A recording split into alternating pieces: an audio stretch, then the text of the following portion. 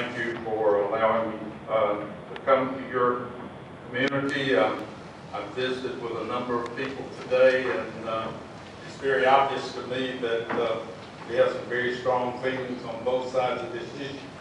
And I want you to understand very clearly from the beginning, I'm not here to sell anybody one way or the other.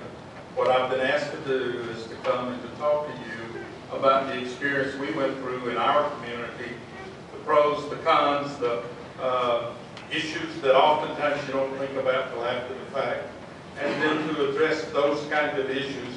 And according to the schedule, I was supposed to start taking questions about 2 minutes ago, and I'm supposed to be through. Okay.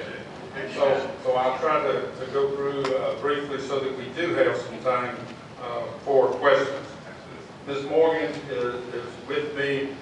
She and I have worked together for probably close to 30 years at various locations. She was my assistant superintendent in Troup County when we went through the consolidation.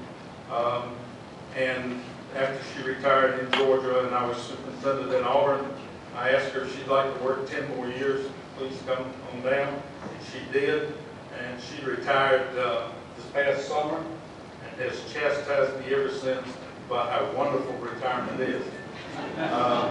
This is my 43rd year as an educator, 33 years as a superintendent, and I will join her very shortly in the retirement realm. Every community is different and unique, and I think as individuals who live in this community, you've got to make a choice on really what you think is best for the children that live in this community. Oftentimes,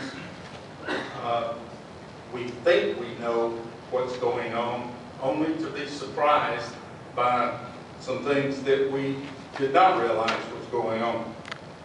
As a young man who was, I had served as a teacher and a coach early in my career. I served as an elementary principal. I served as a high school principal for 3 years. And at the ripe old age of 31, I became superintendent of a city school district in Georgia. Unique in that we were the only county in the state of Georgia that had 4 public school systems located in one county.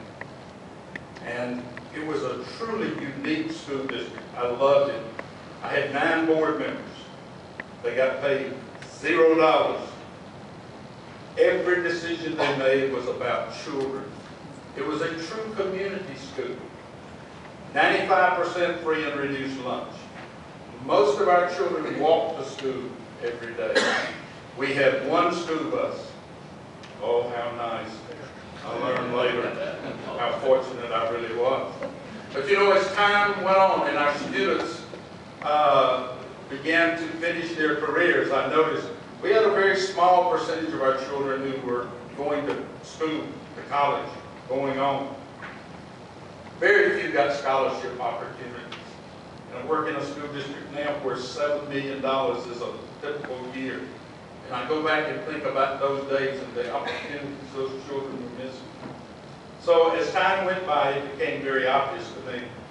Our city council was never going to provide the funding to provide quality education to our children for those who are going to college, the IB programs, international baccalaureate, the advanced placement courses, the courses we needed to get prepared for work.